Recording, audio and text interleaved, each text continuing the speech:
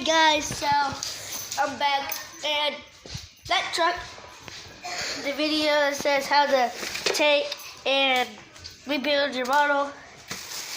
I took it out to my dad's, and now it's all painted up. Just haven't put it back together yet. It's gonna be a whole black truck. It's a very nice truck. It's gonna be this color when it's finished. So I don't know when I'm gonna put it back together. I'm not for sure. But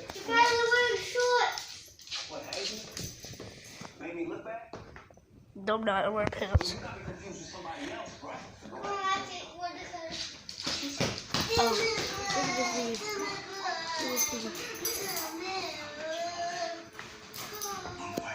I'll call you back. Well, I'll just give you guys a little preview of what color this truck is going to be. Black.